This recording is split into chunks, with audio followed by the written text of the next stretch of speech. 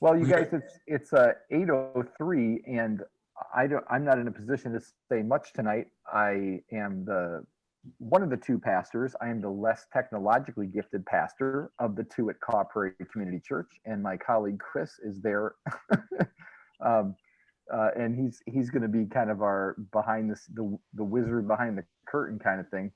But I wanted to, on behalf of our church out here in the Prairie, I wanted to welcome a former member of our congregation before he went to the sunny climes of California, Walter Hill, and we are privileged to welcome Walter again to this venue. But this is mostly going to be an opportunity for us or for you to talk, particularly if you're a person of color, and we would love to hear from you. Walter's going to be our primary MC, but I want to just brag on him a little bit before we kind of turn over the reins, to let you know.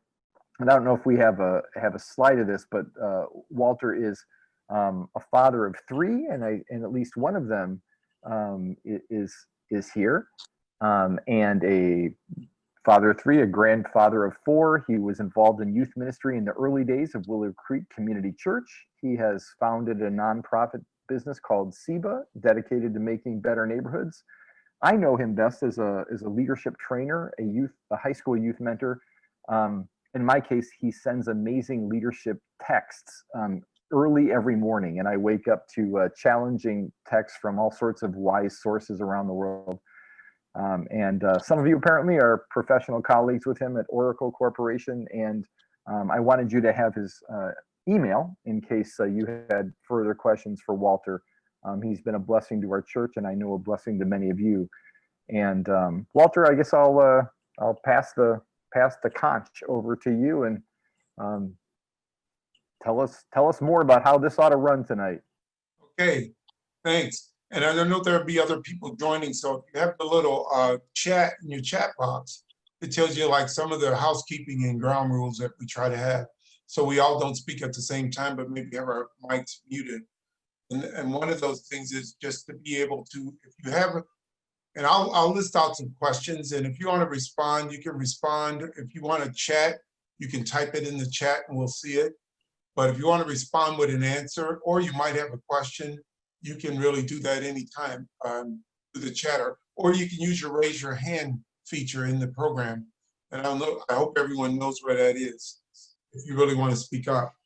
But the other things is that I wanted to mention with that, we did a similar Zoom call last week with about 30 people, and it went really well with some of the questions and some of the things that we asked. But what I want to make sure everyone knows too is this call and this meeting is just for us, for people that want to know, want to have relationships and ask hard questions, and really just assure everyone this is an environment where you're safe.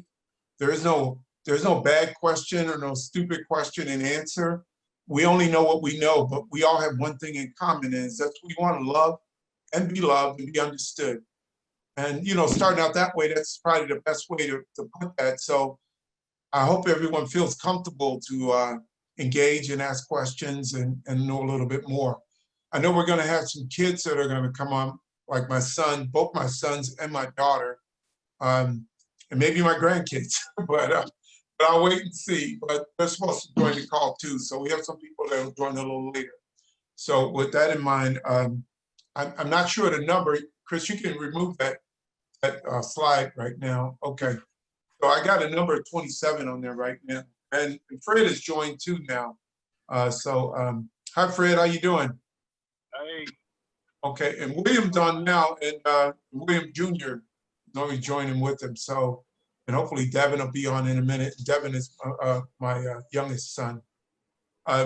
With that, we wanted to start out and I wanted to start out with asking a question. And basically the first question I have, and with the group we have now, is, what is, or how would anyone be able to define racial bias?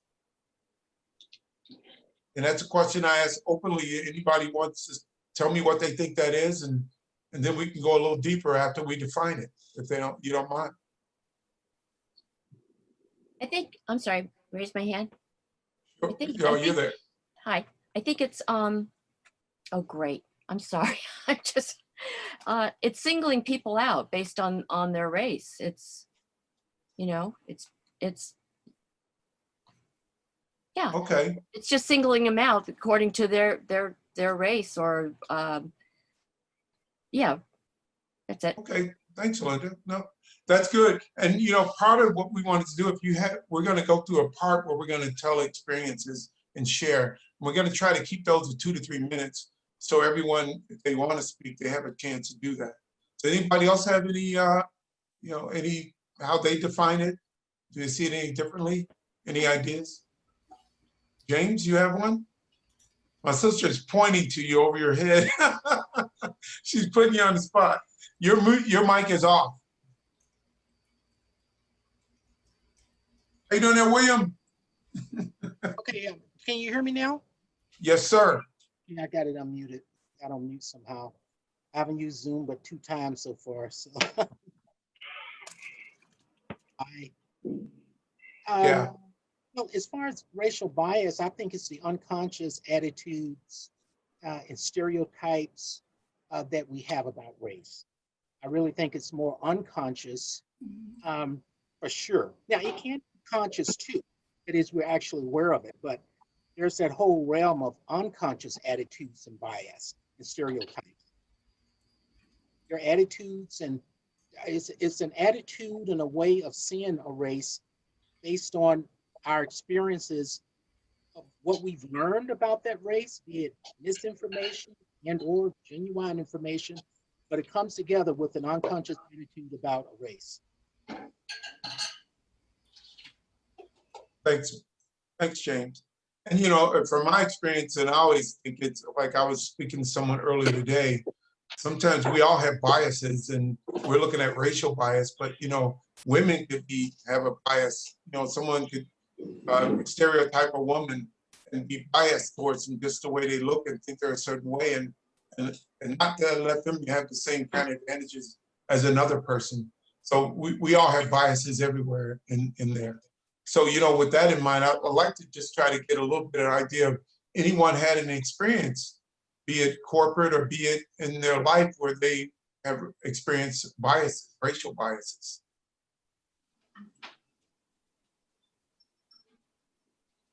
Don't rush to raise your hand. Well, certainly as a Black person, I think you certainly have had racial biases in your life on many occasions. You run into biases about you. And I don't care if you are professional. I mean, I'm a diploma in neurology and psychiatry, and I ran into biases all along the way at every level, at the undergraduate level, at the medical doctorate level, postgraduate level, and even before then, back growing up. I could give examples. Sure. Yes. Yeah. You know, I could give examples. Well, I was down in South Carolina one summer, about 8 years old, where most of my relatives are from. And I had a hustle of picking blackberries from wild growing blackberry bushes by the roadside and then selling them in mason jars for 25 cents a quart, door to door. And one time I was selling them, and there were a group of white laborers, workers, and they needed somebody to do some little scut work for them, to take some stuff to the trash. And they saw me walking along and says, well, there's a little nigger there. Well, nigger, do you want to do this work? We'll give you 50 cents if you do it for us. And I just ran home, basically. I was frightened. That's just one example. Now, that's pretty overt. But Yeah. it was you're talking about 1960s. I was 8 years old, so it was 1964. That was before the Voting Rights Act, and a lot of things had occurred then. And so it was a way of life there then. Now, as I moved on up through the chain, professionally, it became more of an unconscious thing. professors and so forth would not come out and say it, but there was always this sense that if you were Black, you came from a deficit. You had a deficit as far as your sharpness in the profession, and maybe you needed some extra help. You were not considered on the same playing field as your white counterpart. In fact, when I was doing my postgraduate work in the Army, I was a captain then at Letterman Army Medical Center where I did my postgraduate training when I was in the Army. And my training professors, full-blood colonels, told me that, well, yes, you went to Thomas Jefferson's University of Virginia. You graduated medical school at Eastern Virginia University Medical School, but you don't have the same knowledge and skills of, say, Captain Alvarado or Jeff Gray, who came from Philadelphia. These were my white colleagues.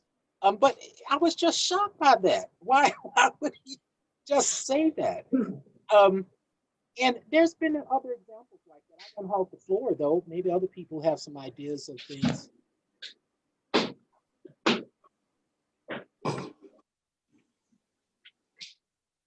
I'm gonna take myself off the mic and everything. Thanks for sharing that, James. It's really some really good stories.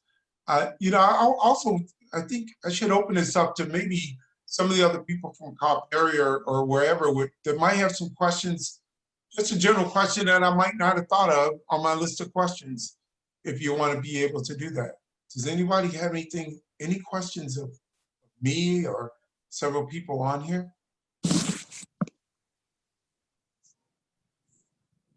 Well, since there's been a lot of talk on the news and everything about police brutality, W, you have to come a little closer to the mic. maybe that might be a question, you know, to see the difference in how you know, how we're being approached. Slide up. Okay. There you go. There you go. We didn't hear you. I didn't hear what you said, Oh, Bob. I said maybe there's a lot of, you know, talking out in the news about racial profiling. It sounds like James gonna have to translate because we can't hear it. We know. We know. Yeah. When you come closer, yeah. Oh, okay. Now, I was just saying that there's been a lot of information out there about the police brutality.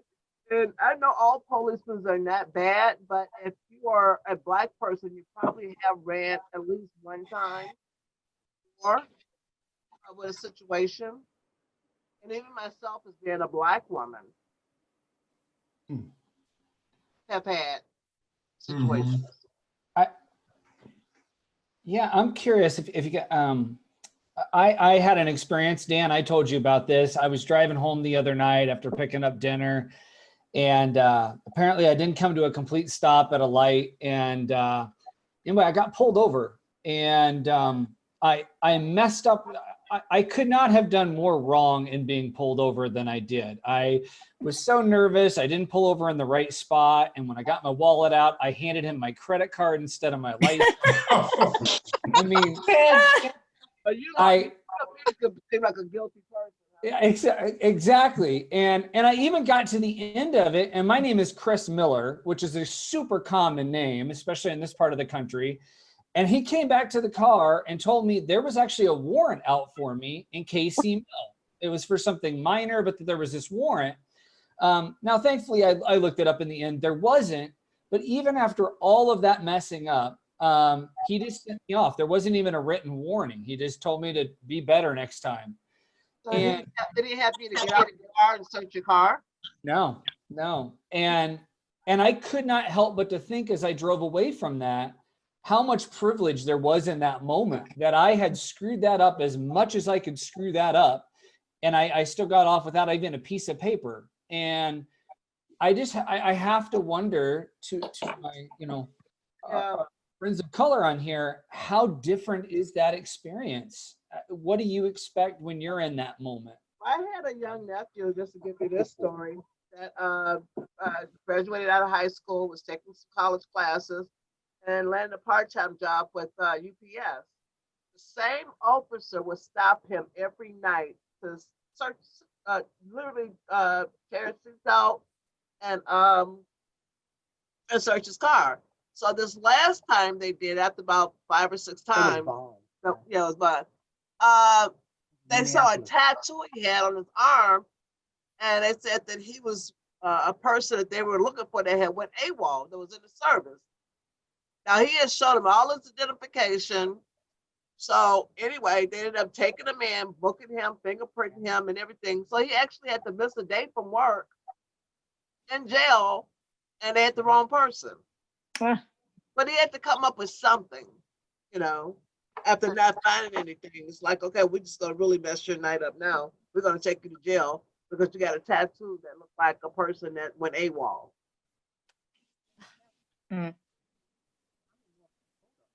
Thanks for sharing that, Beverly. That was really interesting. Does anyone else have anything to share of experience? Yeah, well, I'll give an example that I had when I was in the military. Hi, William. I was in the Air Force, and I was at my second duty assignment out in Massachusetts. And I did a lot of running downtown in Boston. And I was in a sweatsuit, just normal blue or black sweatsuit, can't remember what it was. But at that time, I guess came over their scan system, whatever, that a black male shot a Caucasian female and her baby and hijacked the car. So while I'm running downtown Boston, they got out of their car, they put me on the ground at gunpoint, and had my hand behind my back. And then finally, the guy who killed the wife and baby was the husband. So they released me. Wow. It just goes on and on. It goes on and on. I have some of these stories, but I won't take too much time. Especially with the nephews, because people always sometimes assume, I come from a family of 8. We're all educated. Children are doing very well, but you still get stereotyped, And if I may say, because of this, it causes, I think, pretty much most Black people, if they are pulled over by a police officer, anxiety to go through the roof, because you've had that talk to you. Any wrong move or look or word will be used and can be used against you to brutalize you or kill you. So therefore, we got to have everything in order. We got to have all of our identification and to have it there, hands on the steering wheel, to give it to that officer, address him as officer, sir, courteous and cooperative, no attitude or anything, because we're afraid we might be brutalized or killed. And then also the thing with that, because sometimes people want to say, well, we don't do everything right. You look at Sandra Bland. I mean, what does she not do right other than didn't want to put her cigarette out? Exactly. But a lot of times, when you're in situations where you're being tortured into, eventually getting upset, because we're all human beings. Cooperative. So yeah, we have to. Yeah, and I just think in those situations, even with a lot of people that I know that of color, they get nervous. But, I always look at it, the police get nervous too. So, it could be both people. And for me, like you say, James, I look at just giving respect until I find out someone doesn't want that respect. And then I just cooperate. Whatever you're going to give me, and I'll see you in court. That's all. And that's my attitude, because I'm not going to argue with someone because that's an opinion, whatever you did. But let's just take it to the next level. And, and it's a power thing. You're right. I can see I'm never going to be right. So why argue? Why do anything? Why ask you why? Because you're not going to tell me anyway. Just give me a ticket. Let me be on my way. And that's where I kind of look at it, and just being able to do that, but cooperate. But also, I just think, people need to respect each other. And it's something that I said on the call last week, that I had 2 ideas. And, one of the things is I just wish there was a universal word, like when we have tap out. I wish there was a universal word where we can all come together and create a word and have the police all sign a document saying we're going to respect that word. Because once it gets to the point and they're wrapped up, you tap out, I'm yours. You don't have to hit me anymore. You don't have to do anything. I'm cooperating. And they understand that universal word. But also the second thing that I think would be very good is teach police how to breathe for 5 to 7 seconds. They got you, breathe. Don't do anything else, just count. And take a second to think, not get caught up in the excitement in the moment, because they're human. And I think a lot of adrenaline just starts to fly, and then they're not thinking. I don't think they do anything on purpose. It's just the adrenaline kicks in. And then they just keep going and they don't think. And sometimes breathing actually helps that, to be able to stop and just take some deep breaths. And what's the best way to desensitize and get this down to a point where it's not so big. We see so many things on social media, but some things we don't see. And then all of us probably walk away going, well, what about that? What, I didn't see that. You know, someone in the camera is over here, and then the next camera is over there. And you're going, how did they get over there? Like there's a big gap in skipping, and you know, it's just so much stuff with social media. Someone else takes a camera. It's just so much content. Wouldn't you say? Well, also, yeah, like I said, yeah, agonize. He's back in their corner again, James. No, I You're said, very comfortable. sometimes you could be doing absolutely nothing. And You guys need to get a headset. And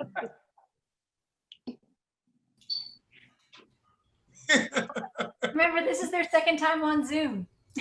oh yeah, you're right. Yeah. That's oh, you it. remember that, Well, huh? you know, it's like that in my car. I try to talk and I don't know where the mic is. So I go over here. I don't know where it is. I don't know where they put it in the car. I'm always searching for the mic. So it's kind of the same thing. Hey, Walter, can I say Yes, something? sir. Hey, I just wanted to Lexi? say something. I just wanted to say something real briefly, because you talked about power and stuff like that. And I think power is a real defining word, depending on what you are, but the police seem to assume that they have a lot of power.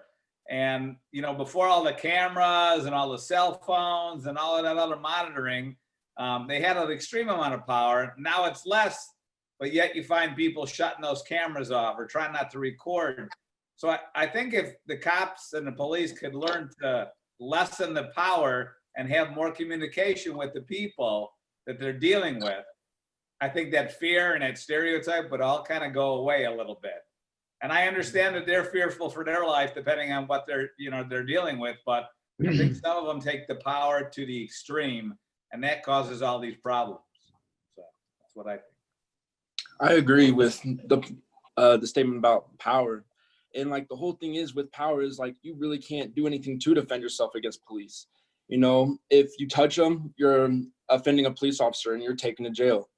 You really can't do anything, and they're the ones that have the gun. And I understand that like anxiety can be built between like two people. You know, police come into a situation not knowing what's happening, but at the same time, like minorities shouldn't have to teach their kids how to deal with police officers starting in like first grade, telling them that like you have to make the police officer feel like they're safe. That's their job. But yet it's reversed in roles, and we're having to make it so like desensitize the situation, make them feel like everything's okay. We have to be calm. But aren't they supposed to be calm? You know, it gets to a point like where I hear speeches from my parents, like while this is going on, even when I was younger, starting in like first grade, where like you really do have two talks as a minority. You have to talk about the birds and the bees, but then you have to talk about being Black and like what that means to you and what that holds for you ahead in life. And that conversation shouldn't have to be a thing in today. You know, slavery's been going on for 400 plus years, but yet we're still having the same exact situations with police officers, with unarmed Black men getting killed, police officers going free, but yet there's nothing that can be changed. And it just gets to a point when is enough going to be enough, you know? So I have a friend whose son just turned 16 and he started driving. And she tells him every day, do whatever you got to do, but come home alive. Come home alive. And that's what she says to him every time he leaves the house.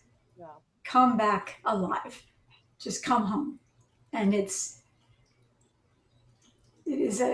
heartbreaking that the reality is this is what it is. And I'm a person who, I love people, I love diversity, I love the uniqueness, I love the food, I love it all. that I was colorblind because as much as I love it and I want the world to love it like me, I ignored reality. Yeah.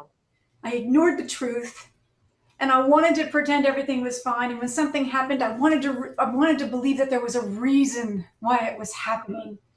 Right. And the reality is there's a point as a white person, as a person of non-color, that you have to get convicted in the truth, that you have to acknowledge it, not just for these moments where outrage is there, but when the outrage fades and complacency steps back in, you have to stay awake, and we have to recognize that it is real and it's cyclical and it's systemic and it has been there the whole time. So I say this because it's a confession of my own awakening of the truth. And I think that's one of the hardest things that is very, very difficult as a white person to go, this is the truth. It's our reality. Yeah, and that's a Yeah. really, really good point. Because Brandon? Oh, I'm sorry. Brandon, you want to say something? I see you have your hand raised. Hello, good evening. Hi. My name is Brandon Weber. I'm Chad and Tracy Ogren's nephew. They invited me. Thank you for having me. Thanks. Kind of go back. James was speaking a little bit ago. I might bring this back a little bit, but being pulled over white black, the anxiety that's there. It's I have a system when I get pulled over. I do have a speeding problem too, so it happens more than I like. But there's actually a system that I have. I mean, my wallet's on the dashboard, my ID and insurance are already pulled out, my hands are on the steering wheel, where the officer can see it, windows down, no glasses on, just to try to ease that tension, just because there is unwanted tension there. And I was actually told this by a friend that is a police officer that is of color too, that, hey, follow that system just to help out both sides. Yeah. To what Brandon said, yeah, and I, even as a white kid growing up in Nebraska, I was taught that by some officers. It's just good advice. But to what William said, yeah, I guess I'm Walter's nephew is the best way to describe myself. My father is married to Walter's sister, so that explains why we I've got more hair than him. Always, Brad. So I have an interesting perspective, a couple of interesting perspectives into it. But to what William said about, this shouldn't be 16-year-olds having to teach how to avoid a dangerous confrontation with people whose job it is to protect the police. And and I think what Brandon talked about was, I learned at a fairly young age. We had a lot of police officer friends of my parents and stuff, and I learned those kinds of things. Keep your hand on the wheel, have your insurance out already, just make it a calm situation. And I always thought, well, not before the age of cameras and such, I was wondering, did that kid do something wrong? And I really have had a lot of experiences personally recently, both somewhat in family, but actually a lot more in working with some people in Detroit. We work with a ministry in a really rough neighborhood in Detroit, and we've become really close friends with some people that are very different demographically from us. I mean, I'm very white, upper middle class, living in the suburbs, and I've got dear friends who I think of as brothers, who greet me with hugs, who love on my children like they're their nephews, who are poor and black, and a couple of these guys even have criminal records. But we become friends and brothers by just getting to know each other. And I think one of the most eye-opening experiences I ever had was when we were just hanging out. I'd come back from work. I'm driving home from work, so I stopped by the neighborhood to see these guys. And there's 6 guys, 6 poor black guys. 3 of them have records, but good people, and they're making themselves better. I mean, they can't be judged by their mistakes, and they're playing basketball. They're doing nothing but playing basketball and just having a good time on a summer day. And this cop comes through the intersection, and it was amazing to just sit there and watch, because I'd never seen this before. And Walter's seen this story. He's heard this story. But this cop is driving through this intersection, and we're up here on the street here. Drives through the intersection, and suddenly midway through the intersection and does a complete 270-degree turn and just starts just driving really slowly. And it was just menacing.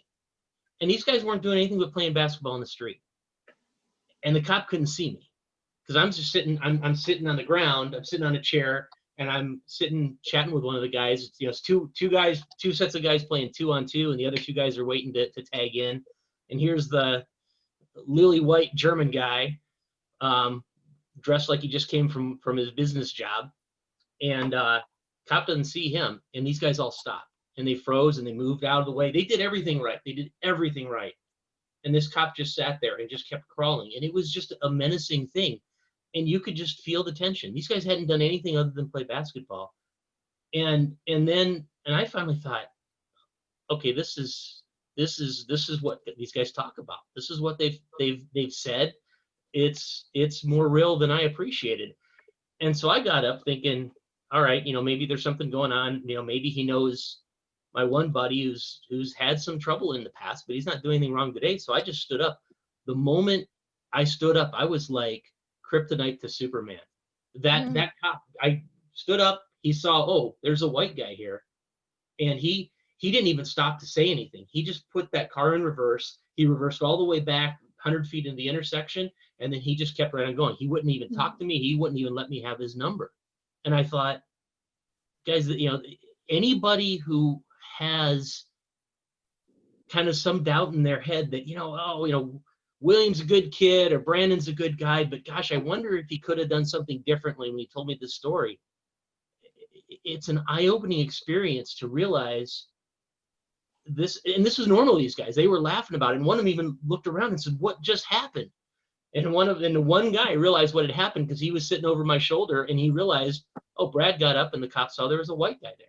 And it was really that simple and that stark of a reality. And he says, Brad just happened. And they still, to this day, these guys will joke about Brad's white privilege moment. And I didn't do it. It wasn't anything heroic I did. I mean, I was just going to say, what's going on here? But when you realize it wasn't unusual for these guys. It wasn't like, oh, this is the first time that's happened. It was like, oh, wow, this is cool to have a white guy near us because suddenly the cops aren't going to mess with us anymore. And that's a tragedy. It may be a tragedy, but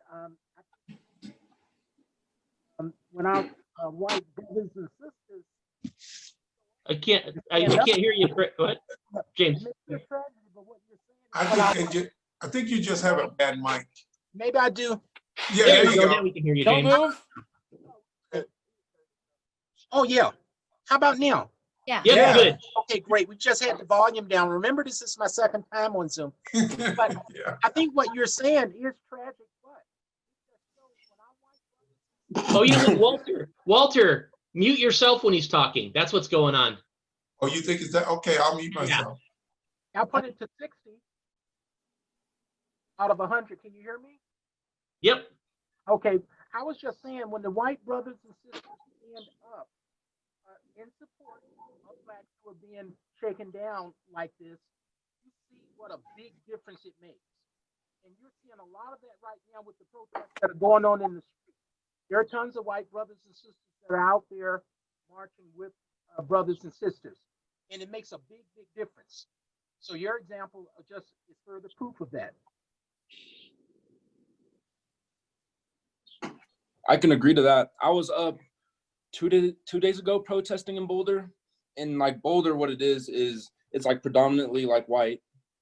And so when we were marching through the streets, we stopped in a big intersection, and like we saw a cop car ahead of us, and the cop car just turned away and just went away. Now, if that was all black people, I guarantee they would have come and approached us. Like, and there was a good probably about 600 of us, but we were all linking arms, black, white, whatever. And it was like on campus. And like we went to a big intersection and we saw a cop, and like we all thought that he was really going to turn around, and he went the opposite direction. Good. And Devin, I want you to share, you marched too on Sunday, and I wanted you to share what your experience was when you marched. I want you to really share what you experienced. So I went to a protest in It was for someone named Dion Johnson, who was also killed by police. And the first like 45 minutes of the protest basically was they talked about Dion Johnson, they talked about police brutality, and then they listed off all the names of people that have been killed by the police. And then, but afterward, it really just turned into like a lot of hateful speech, like fuck the police and excuse my language, but like the cops are all bastards, and like it was just like it was very dividing type of rhetoric, and like every chant was something that was kind of like trying to divide. And so for a while I sat and listened, and then got to a point where I was just like, they were talking about how they're never gonna have a day where they want to kneel with police or walk side by side with police, because they're not individuals. And when I heard them say that, it was just like literally exactly what these people, these white cops that are racist are doing to the Black communities and minorities. That like these protesters are literally just doing the exact same thing in reverse. They're saying these people aren't individuals. Each one of them represents the same thing. And so I just felt like, and I was there wearing my Martin Luther King shirt, just trying to like hope for like a peaceful type of message, or just even something that's more uniting and not just like fighting fire with fire. So I walked away from I couldn't even I didn't even want to listen to that type of rhetoric anymore. So I just walked away. And then I just sat and I thought, like I went to like a little bench, just sat and like thought about like where I stood on all of it, because I want to support this cause, but I don't feel like I need to support it through hate. And so I just started walking around and trying to like talk to just random people that were in the march. So I first approached these two police officers, a Hispanic guy and African American lady, and I basically told them exactly what I just told you guys. And I asked them like, is this the only option? Like either we have to, like the protests are all just like just based in hate and just based in like fighting fire with fire. And they were basically saying that there's other protests that aren't the same, so I should do more research on those. But so I was like, all right, for sure. But they were really cool, and they came up to me and they're like, I really appreciate the fact that you were able to stand up for what you believe in, and not just because I feel like a lot of, and the sad thing is there was a lot of hateful rhetoric about white people in the speech.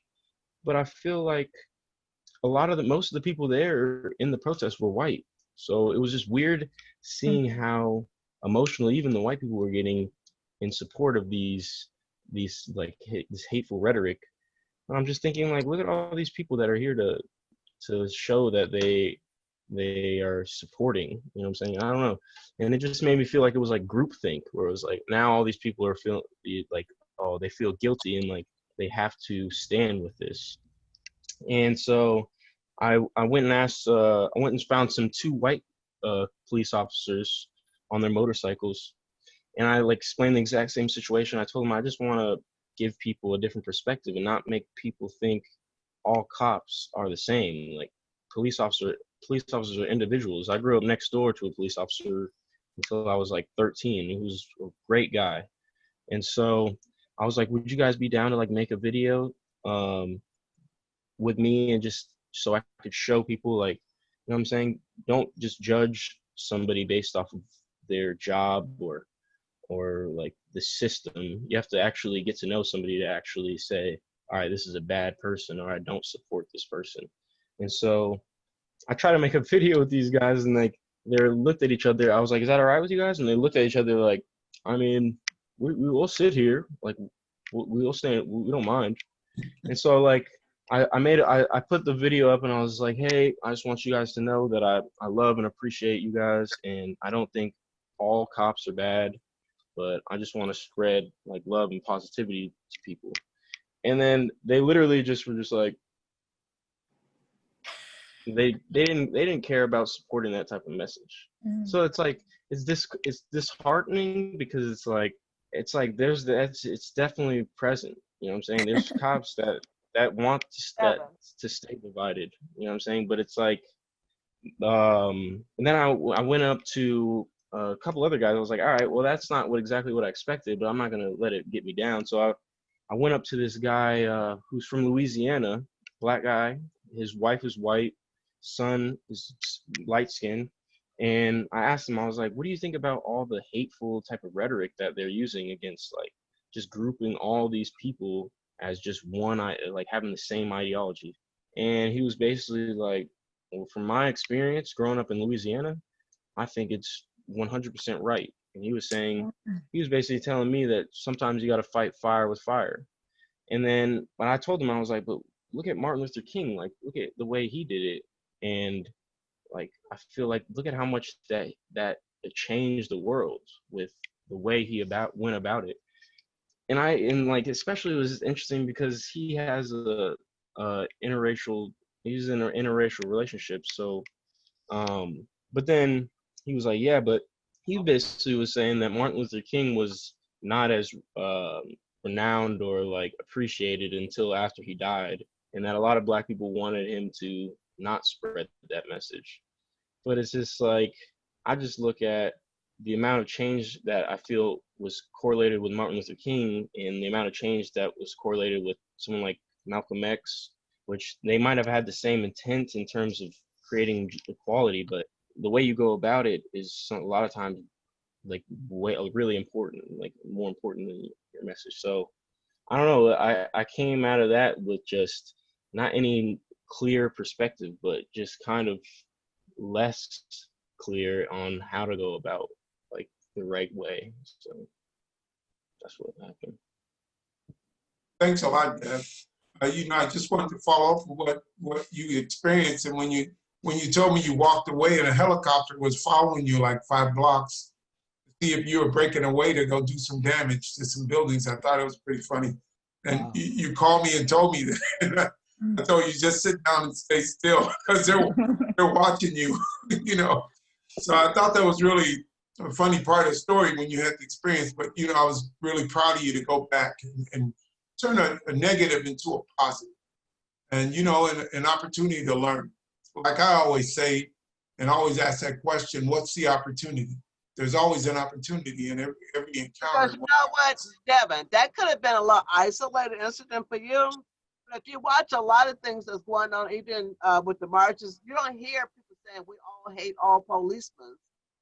So I don't think they represent the reason why people are out there marching. Yeah, and there were some other groups, and that's what they're saying. There's other groups, and I was surprised that they were saying it too, because I mean, just from television, I don't know if you guys, I never hear anyone say that when you're watching a march on television. I never heard anyone say that, and maybe they do, but I think it was just a separate group, and that's what it was interesting because they were talking about abolishing, like not even defunding the police force, but abolishing the police force. But I just don't. And I don't have any type of like preconceived type of thought on that. But I just don't understand how the whole country would disband and like abolish the police force and have it. Well, actually, it doesn't mean to break down the police and we just go like the Wild Wild West. But it means a lot of things that the policemen are responsible for doing, they will not be responsible for doing.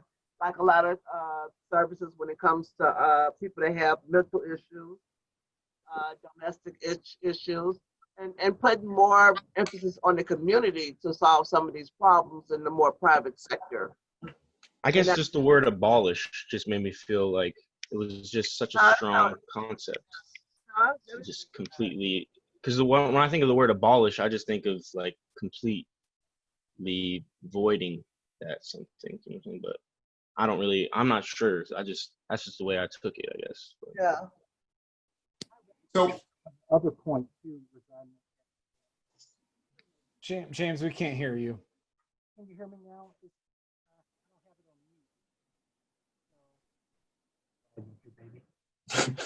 I'm gonna buy you guys a mic. I told you, it's equipment failure. It's not me. It's equipment. But that's okay. You know, the one thing I just wanted to bring up, I know we had another question, and I'm just curious what some of the other people on the call here is just looking at the future and either your kids, your grandkids, or your nieces and nephews. Could someone, in a couple of you, just share what would you like to see in the future and what would you like to see change? I mean, what's a vision? Someone share their vision. Chuck? Chuck, you're muted. I unmuted you. You hear me now? Yes. Yep. All right. So my question is kind of in regards to that question. I mean, I've grown up, obviously white privilege, but one thing my parents very much instilled in me is actions speak louder than words. So is the best thing that I can do is to open my ears, absorb the information, and make sure that that is how I am teaching and moving forward, or do I need to be more vocal?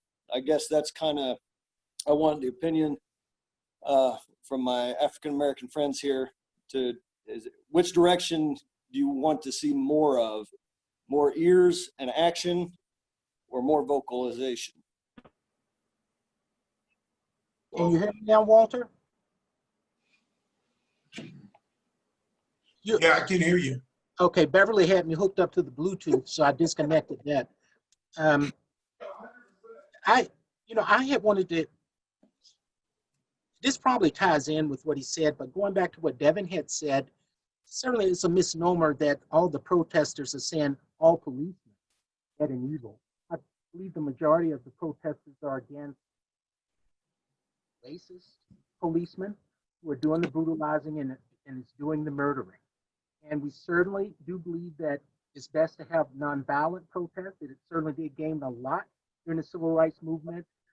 However, we must also acknowledge that all forms of protest are, in the long run, helpful. And to give you an example, after the Watts riots of '65 and the other riots that we had, President Lyndon Baines Johnson commissioned an all-white Kerner commission headed by Senator Kerner to study what was the cause of these repeated race riots in the United States. You know what their findings were?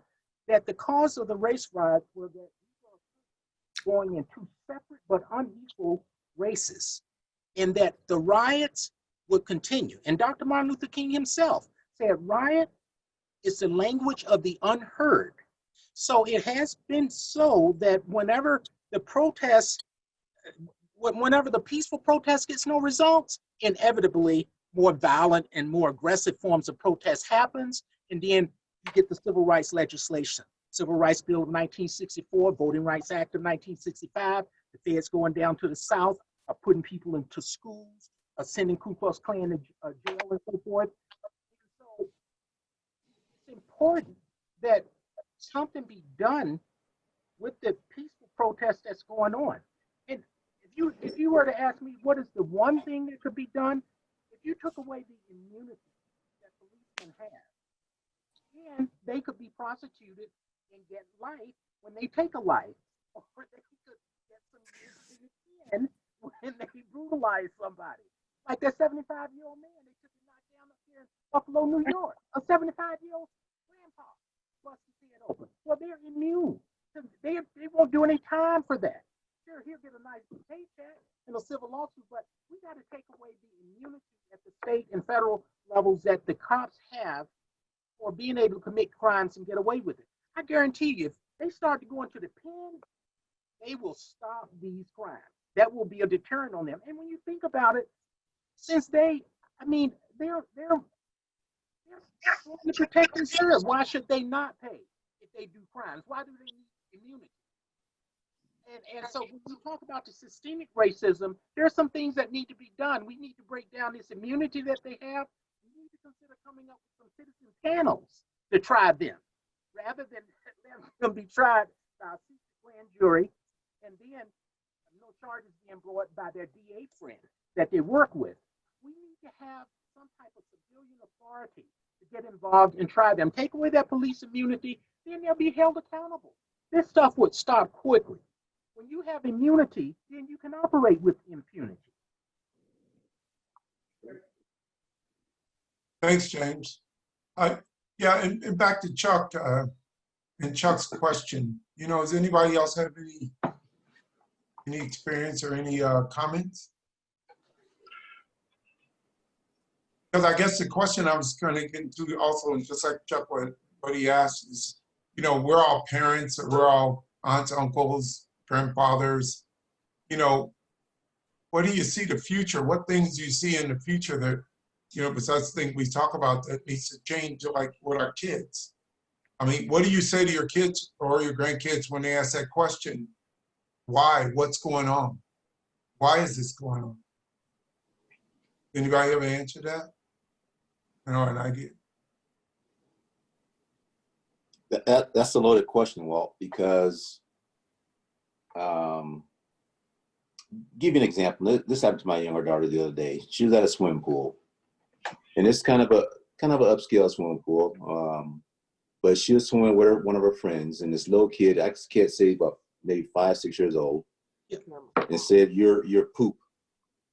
And my daughter, I said, "Why you call me poop?" "Because you're the color of poop." So she had to learn that from somebody. And at that age, it comes from your parents. So those parents got to change the way they talk to their kids or say anything around kids about any color, brown, pink, white, whatever it is. So it's a long generation that goes back that has to be changed. It's just not the police officers. I mean, it's just your normal day parent or parents. And I really don't have a clear answer for that, but I'm saying the question was asked, how do you answer the question? Do you just listen or do you ask questions? I think it's both, because if you don't understand the question, repeat the question that was asked, so you get a definite, clear answer on it.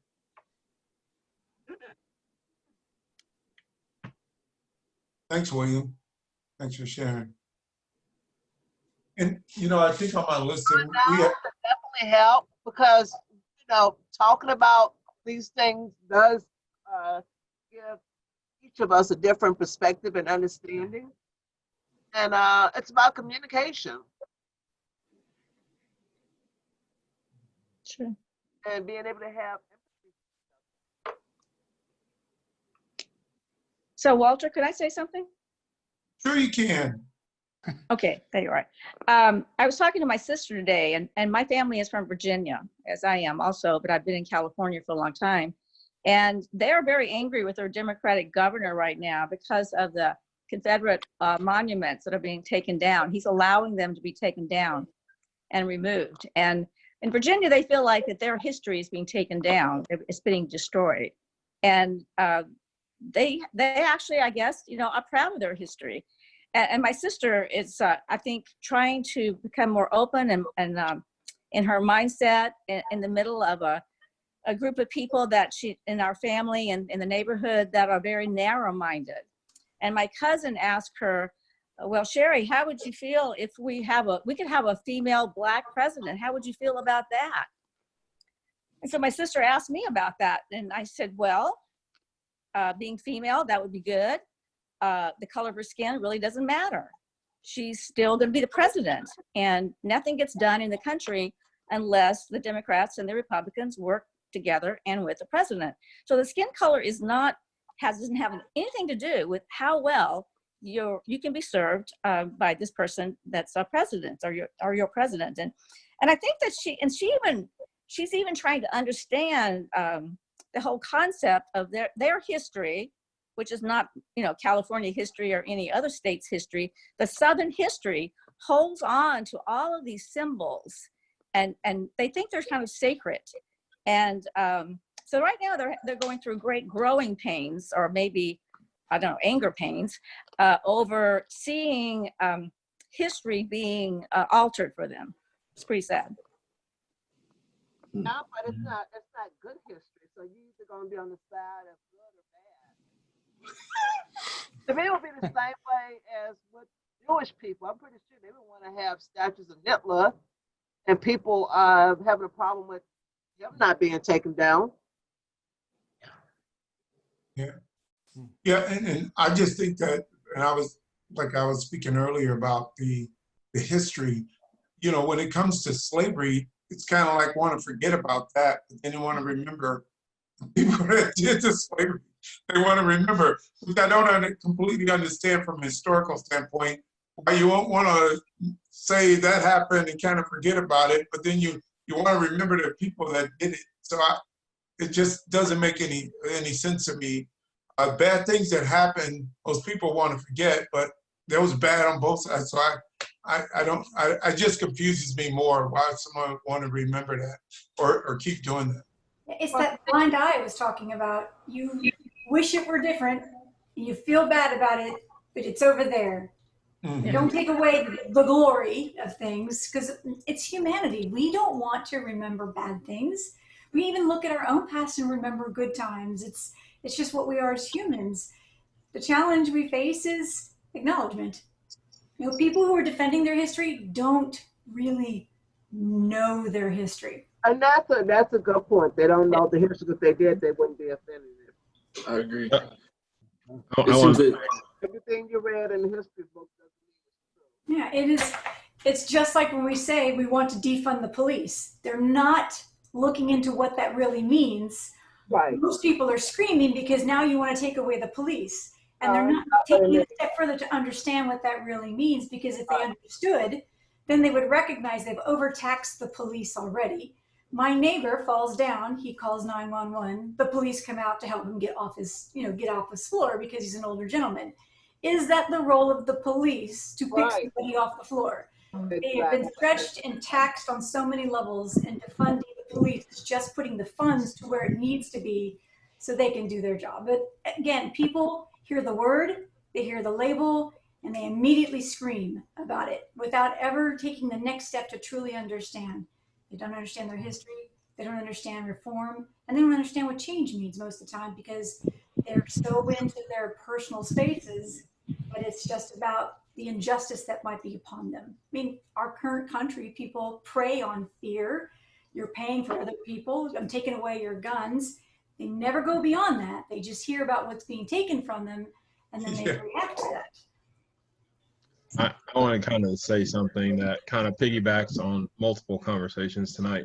So my grandmother was a part of 40 Acres and a Mule. So growing up, I would go to the South. My grandma lived in Tylertown, Mississippi. It's about 50 miles from New Orleans. So we would fly into New Orleans and we would go visit my grandma and kind of talking about multiple topics at once. Obviously you can see my wife is white. So I didn't marry a black woman, which did not make my mother super happy. But when we would go there and I would visit my cousins, there were certain streets we didn't go down. There were certain places we didn't go. And I mean, we heard stories about, you know, my grandpa having to hide out in fields so that he could make it back home because he would work in New Orleans during the week and then he would come back home during the weekends. I had a uncle who was killed by the police in Mississippi for a routine traffic stop in the 60s or 70s. I can't remember the year now. I wasn't born yet. But the systemic issue that's going on and the reason why I think people are protesting is now with social media, we're starting to see the discrepancies in the way that people are treated, whether it be by the police, by schools, by banks, and the sad thing really is, I think most of the young people don't want that. You know, I don't think high school kids, you know, you see all these videos of, you know, elementary school kids or middle school kids now that haven't seen their friends, and it doesn't matter the color of their skin, but they run up to each other. But we have this segment of society that still perpetuates kind of what Walter, what your son said, which is, you know, that skin color is not good. And I heard something from Muhammad Ali, and it was super, super interesting. But, you know, we call, you know, chocolate cake, we call it devil's food cake. So if you go to the store to find chocolate cake, it's devil's food cake. But if you go to find the white cake, it's called angel's food cake. And so it's the systemic issue that people don't see. I mean, that's really for a person of color who's had parents who have been very, vocal, like, and again, going to the South with my grandma, my grandma told us everything. And, for a number of years, and this is not a funny story, but for a number of years, and this is just the way one person gets in trouble, everybody gets whooped. It didn't matter if you did it or if you didn't, because the theory behind that was that you all have to learn from one other person's mistake. And as we hear about, racial violence, we hear about, the talk with our kids about the police, that's what my grandma was teaching us, because she had seen people lynched. I mean, that's what she grew up with. I mean, growing up in the South in Tylertown, Mississippi, I mean, and my wife has been there. There's one road in, one road out. I mean, ain't very many places you can go. So I truly feel that these protests, regardless of the validity of them, like how violent people are being, is just people. There's so many people who are fed up, and then we get this mob mentality, and we go all negative. Now, for me, my best friend's a cop. My sister's worked in the prison system in the state of California. So, like, I get both sides, and I think for people who are not minority in this country, they need to listen. I mean, they need to hear what's being said. They need to think about some of those things, which, again, after I heard that quote, I was like, wow, that's really powerful. But there are so many systems that are put in place, from commercials to movies to things that, Confederate flags, like, and I'm going over my time, but like my older uncles would take me those places, and when you drive down those streets, you would see lots of Confederate flags, and he said, this is why we don't go here. This is why we don't walk this way. This is why we don't go down this street, because that was the reality for them. And again, them leaving there and me visiting, they don't care that I'm from California. They just know that I'm Black. I mean, that's all that they know. Well, thanks for sharing, man. It's kind of interesting because my background is from Mississippi also. And my sister's on here too. My dad is a product of 18. He has 18 brothers and sisters, but his dad is a product of the slave owner. So we have historians in our family that got documents all the way back from when his mother's mother got off the boat. And the description of her was her height, her weight, and female, and maybe guesstimate age, just like cattle. And for me, I go back and think about that, and I go, wow, and that's what, like I spoke about last week, when someone gets held down and gets choked to death, it reminds me of cattle or a hog, because I used to work in the steel mills with my dad when I was in, not steel mills, but the stockyards in Chicago. So it reminds me of that, but our history starts when our ancestors walked off the boat. I mean, that's it. It doesn't go across the water. It starts there. But all the things that, like I explained to some people, is, you think about a race of people, because we're not really African and we're not really American, but identity-wise, there is none. Identity starts there. But also, when you think about a people that have been forced to somewhere they didn't want to go, they brought to be slaves, and then someone has sex with all of them and start multiplying them. And then me being a product of, I'm a product of the slave owner, that's in my DNA. So it's kind of wild when you think deeply about it, how deeply this thing could be, and it is. That's what goes through my mind. And I've shared with most of my friends that are on the line here that it goes a lot deeper. We have to live with that. And it just doesn't go away and say, oh, that was a past, it doesn't matter anymore. It's deeply rooted, especially someone that's older. The young people, they don't always know that, but we can tell them stories. And my grandmother used, just like yours, used to probably tell you stories. And then you listen, and your uncles, and it's there. It's not gonna disappear. But we understand that it's deeper than we think. So I just want to share that and everything, and I don't know how my feelings are about that, but I appreciate you sharing that. I can relate a lot with what you're saying. It's so relatable to me and everything. I agree with it being deeply rooted. Like even with our last name, like people still come up to me making jokes and stuff about it, like our last name being White. But the reality is that like our last name got changed when our ancestors got here on boats, and our last name got changed to White. Like we don't know our real last name. Like we have guesses, but it goes back that far, and people still don't understand that like my last name is that for a reason. You know, it was the whole thing of like white supremacy and white is the best, and so like they changed our whole last name. And I think the same thing with Hill. There's a Hill. Okay, your last name is Hill. I mean, you know, everyone's name's White, yeah. They just grab the name, whatever's around. I think, you know, but you know, you run into that. So there's a lot of history, and I appreciate everyone on here being able to, you know, listen and share and learn. But you know, what excites me is just more people asking questions and want to know. You know, it's just, and it just makes things a lot better. Yeah, Dan. Amen, Walter. And again, thanks for the people who've shared so far. But I kind of coming back to the question of white people. What's the answer to Chuck's question? What would be helpful for white people to do at this moment in time, at this moment in history? To be involved in a Zoom call just like this. Okay, well that was easy. I mean, I go back to the listen part. I mean, just hearing the messages and hearing the feelings.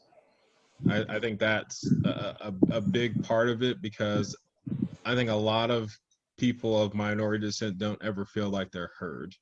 I think they feel like people may be listening but they're not heard to the point where people are upset about it and people are trying to make changes and looking at what they're doing and looking at what they say. So I think for me personally, like talking to multiple different people, like that they hear me and they start to change their behaviors. I think that it's communication, education, definitely education, and transparency. Yeah, I just wonder, you know, why people have this misconception that makes you less of a person because you're a different color. You know, and it could be not just Black, but from other countries, you know, different people, and, you know, that they look different. Why is it that we have this thought process that we're superior? You know, how does that continue to be perpetuated? It was a rude awakening for me. I grew up in New York, and when I got a job in Richmond, Virginia, that was a shock to me. It's a shock to me to find that they're still fighting the Civil War, and that there was such a disparity, or just, you know, disparity between whites and Blacks. I just had a hard time with that. But then I was also a Northerner, so what did I know? You know, I became, I was considered, I think, in the office I was working for, that we had one Black gentleman working in that office, and I was one step above him, is how I was looked at. And it was real clear and real uncomfortable. So. Well, and one thing I wanted to share, and this is a conversation that I had with Patricia, and how this kind of started with us talking about this, is one of her friends came over and said, you know, she'd like to have conversations with African Americans or people of color, any color, but there's none around. And she doesn't have a conversation because she doesn't have any friends, because there's none around. And you know, some of us don't experience that, but others do. Where do you go find a friend of color to just have a conversation and maybe invite them to dinner? And I was impressed by the question she put out to a lot of friends is, would you have someone of color and trust them up to come over and have dinner and create a relationship? Because I think the more relationships we create, the more you can have a friend that you can really trust and ask questions and understand. And I think that makes things a little bit easier if you have those kind of relationships. And, you know, us with mixed couples have both because we can, but, you know, others, you know, Brad has to reach out, you know, too, but he's really good about doing that. But there's a lot of people that don't have that option and be able to reach out and ask questions. So we try to build a conduit of people together to be able to be comfortable enough to, you know, smile, laugh, but also ask questions and not have any barriers, thinking that they got to be a certain way and something that might be stupid or might be a racist comment, but which it isn't, because you only know what you know, you know. And it's not like as deep as someone want to make it, but you know, just know that we all are in common are here to learn, and we just want to share and we want to spread love. We just want to be equal, you know, at the same time. So that's the thing that I just think about. So I guess we're getting close to the time here.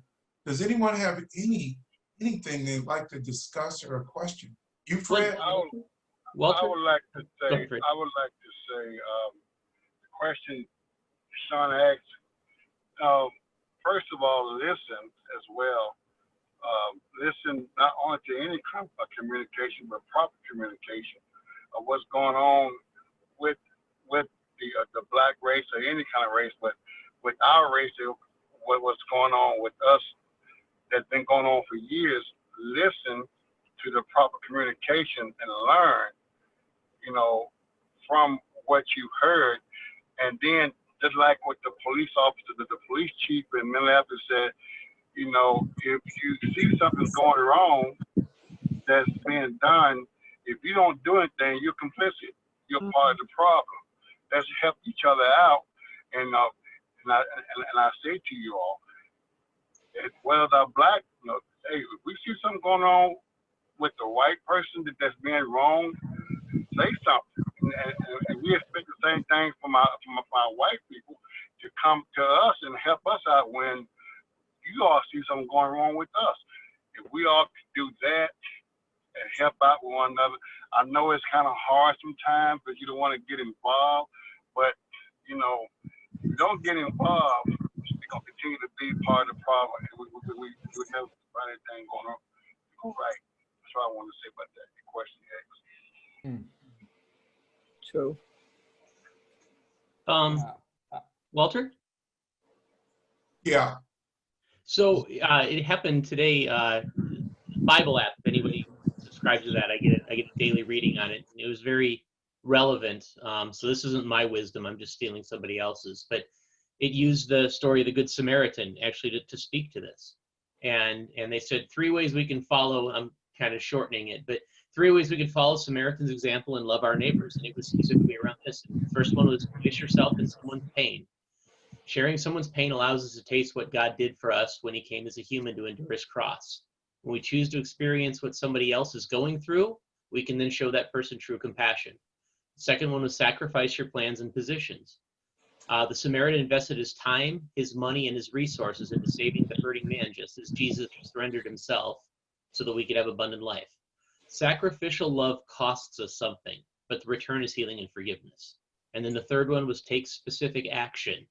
The Samaritan showed the Jewish man that he cared by taking care of him. It was that decision that led to restoration. In the same way, we must be willing to repeatedly act in ways that demonstrate empathy, humility, and grace. Compassion, in order to be effective, has to lead to action. And this was a glass of cold water for me today, because I've been basically arguing with a lot of ignorant white people the last couple days over these kinds of things. And it really hit me, what I've spoken of. I mean, I looked at the 3 points that you're talking about. I looked at these friends in Detroit that I've invested in, really just because really the guy who's leading it, there's a mixed race pastor that I met probably 6-7 years ago. And the guy there are people that you get an opportunity to meet once in a while that you just recognize this person hears God in a way I never will. And I can see it. And this is a guy that, you know, they say if your friends jumped off a cliff, would you jump? You know, moms would always say, if your friend jumped off a cliff, would you? And I'd say, well, you know, if that pastor did, I might have to think about it because he probably knows something I don't know. And that was what led us to this ministry. But that investment in that ministry has been very much this way. And similarly, you know, seeing, you know, well, the Hills on this call will know who Freddie is. You know, Tammy's son. And the first thing when I saw that first video and I saw this big, strong black man, he's built. He doesn't look a lot like Freddie in the face. Freddie's a better looking guy than George Floyd was, but they're physically the same size and they're physically just as threatening looking. My stepbrother, and I couldn't not connect to him. I couldn't disconnect that person from my own personal pain if my stepbrother died. And I think those kinds of things, you know, seeking out these kinds of connections, whether that's by, to me, it started out as a ministry that I thought was doing good work, and I didn't ever know where it would go to, but that's where it ended up landing and really changing my family's view on a lot of things, because it's hard to ignore somebody when you can see your friend or your loved one in their pain, even if you don't know that person. I think too often we see Black people and we don't have that connection. We don't look at them and say, that's my brother, that's my sister, that's my mother. Brad, as a pastor, I want to say amen. Thanks for sharing that. Thanks for sharing that devotion from today. I'm also wondering, though, as time is clicking away, Walter, there's a handful of folks on here who, I mean, there's a bunch of us, and not everybody's had a chance to talk. We're not going to all have one, but if the Lord's got something on your heart, or don't have to spiritualize it, if an experience has put something into your heart that you want to share, not all of you have taken the opportunity, or we've overlooked you. And I don't know, I just thought before we close, that would be something that just give you a last chance while we're here right now to share something.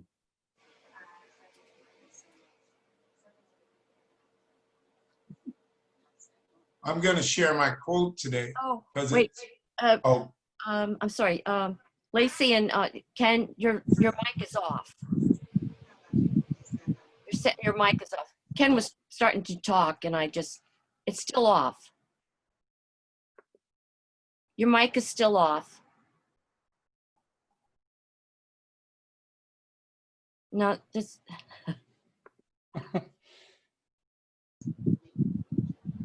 Okay. Yeah, it seems like they have a technical problem too. Yeah. But, you know, I think several people know I send quotes every day. So it's kind of relevant. The quote that I sent today, it makes a lot of sense. And I just wanted to read it. And it says, don't wait for extraordinary opportunities. Seize a common occasion and make them great. And this is Orson Swett, Martin. So I just like I always say, there's an opportunity. And I think we learn from this opportunity by sharing with each other, and learning, but maybe building off this and making a difference.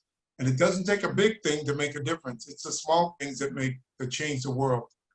It's like a drop of water.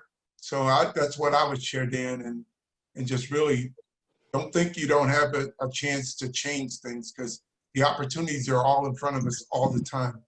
And that's just encouraging, or just saying a simple word is good morning. It changes things. And that's my experience. And I think we all have that opportunity to do that, and just encourage someone with a smile. A smile can go a long way too. Change the day, change the direction.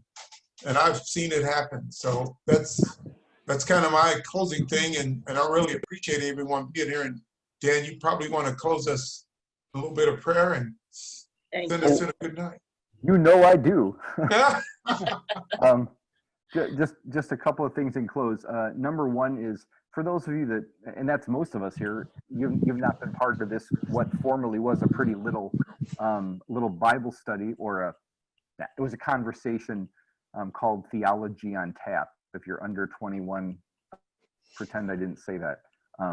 But this has been a Thursday night thing we've been doing for some time, and I'm just grateful that so many of you helped us transform it into something more substantive. Next week, because Father's Day is in about 10 days, I did want to invite you all back for, well, you can see there on your screen, for an opportunity to talk about what it's like to be parents. Shout out to moms. We didn't think of this around Mother's Day, but we're going to call it a Father's Day conversation, and moms and dads and men and women are all invited. And the hope is that next week, so that more of us have a chance to contribute and listen, and some of you that might be just more naturally, comfortable being quiet might have a chance to speak a little bit more. We thought we'd break up into the breakaway groups that Zoom allows. And so that's going to be next week, still at 8 p.m. Central. And I hope that a number of you that for whom this is new will be with us. It would be sure cool. And for William and for Devin and for any other young adults, it would be really cool to have your insights on parenting, even though in both your cases, your dads are also here. So a good time to get brownie points for that, maybe. And finally, I do want to just give another shout out to my brother, Walter. Every morning, well, it's usually I'm awake by then, but I get a text from this man that has some sort of word from my day. And we went through a kind of a challenge at our church about 9 months ago. And that was right about when I got the quote from Henry Ford, who said, "An airplane only takes off into the wind." And I think I used that in my sermon the very next week. And I'm praying that while Henry Ford isn't known for his deep faith, his words, I hope, will apply to the headwind that we're facing now, that God could make something take off because of he could redeem even what's been so evil for good. And I want to thank everybody for coming. And if a lot of you I know are Christian, let's pray. And you're welcome to stay on after, but we do want to honor the approximate 9:15 to 9:30 closing time. And just like a preacher, of course, I'm stretching it toward the end of the window. So let's bow our heads. Is to be called according to your purposes, Lord. We love you, and we are gathered here because we want this world that you died to save, Lord, to be more full of your glory by being less crowded out by sin and selfishness, less blind to our own faults and privileges, Lord. We want this world to be a place that better reflects how it is in heaven, here on earth. And so, Lord, we thank you for this evening. We thank you for the leadership of Walter and a handful of others, Lord, that supported him as he cast this vision for us. And I pray, Lord, that the bigger picture here is that, Lord, our country, the United States of America, might be more full of honor and integrity, of truth-telling, and of repentance, Lord, particularly among those of us who are white, unaware of all of our privilege and taking it for granted and then resenting it, Lord, when it is challenged. We thank you, Lord, for the gentle teaching that our brothers and sisters in this space have done. And I just thank you, Lord, for the process of putting down roots in friendship as we start to get to know each other across the country through the internet and in the crazy forum that this virtual meeting is. Lord, most of all, we ask you now to send us into the rest of the evening, determined to give you glory for the day and to rise again to serve you in the new one. Lord, we thank you for your mercy to us, and we ask you, Lord, for the strength to be worthy and joyful as we live it out in the days ahead. We ask all this in your holy and blessed name. All God's people said, amen. Amen. And I just want to let everyone know that this is being recorded, so it's going to go on a YouTube channel. And if you're interested in sharing this recording or sharing it with someone, we can send you the link to it. If you just want to go in the chat and type your email address, things are recorded. So if you want to listen to it again or see it again or share it with someone, it's possible that you can do that. So if you want to do that in the chat, if you want to get a copy and go to link to the YouTube channel, we can do that. Okay. Thanks, Walter. Mm-hmm. Thank you, Walter, for the invite, and thank you everyone for being open to guests. I appreciate the feedback and the talk. Thanks, Valerie. Thank you. Thank you, Walter. All right. Thank you for the Good night, invite. everybody. Thank you. Thank you. Good night. Thank you.